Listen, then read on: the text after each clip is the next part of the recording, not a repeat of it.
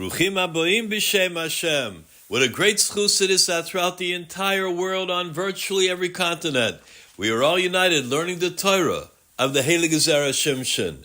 Our shir is dedicated for a zchus and a refuah shalema for Yashar David ben Chanina, Miriam Devaira bas Esther, Rabbanit Simi Simcha bat Miriam, as zchus for the hostages, in Besuras Tavas, for Sarah Edel bas Elisheva Miriam.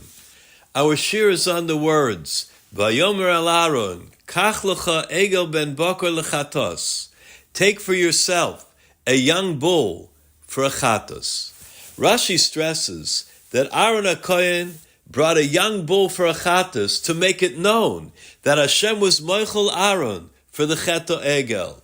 If Rashi would have clearly written that Aaron brought the young bull to be mechaper for the egel azov, it could possibly suggest that Aaron had actually committed a sin, which he didn't. The Zera Shimshon explains that when Aaron got involved with the egel, Bnei Yisrael had already decided, let us make for ourselves a god, asher yelchu lefanenu. At that moment, it was already considered as if Bnei Yisrael had committed idolatry. The Gemara in Kiddushin Daf Mem tells us, Machshava ra'ah ein HaKadosh Baruch Hu mitztarfa l'maisa. A bad thought, Hashem Yisparach does not combine it into a deed. If one merely thinks about committing a sin, it's not held against him. However, the Gemara says, if one thinks about committing idolatry, avodah zarah, then it is considered as though he had actually been oved avodah zarah. At this point, when Bnei Yisrael approached Aaron, they had only sinned with avodah zarah in thought, but for thoughts alone, Bnei Yisrael wouldn't have felt the real need to do tshuva. If they would not do tshuva, then ultimately the Torah could not exist with them. Therefore, by actually making the egel, Aaron felt that Moshe Rabbeinu would return. Bnei Yisrael would then regret the Aveira and do proper tshuva, thereby paving the way to be mekabel the Torah and to keep it. Rabbi Zalman Meltzer was the Rav of Slutsk and the Rosh Yeshiva of Yeshiva Eitz Chaim.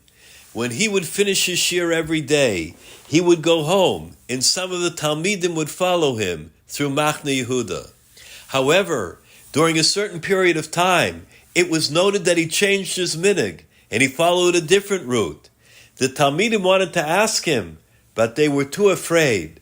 However, the Talmidim realized that the modification had to have a basis in Torah, so they persisted to ask him.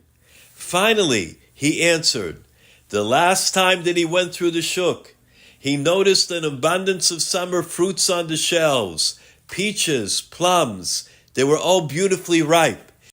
At that moment, he recalled the Gemara of Bava Metzia, Daf Kuv Zayin.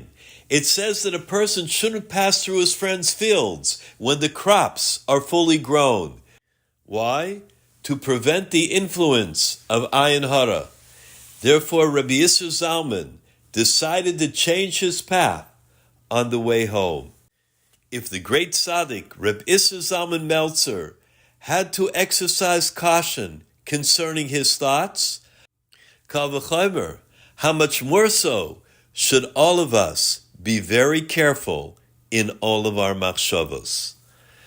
Be'ez Hashem Yisparach, we will be continuing with our shir in the Zera Shimshon. I wish everyone may umke de liba, b'suros tavos, yeshuos v'nechamos.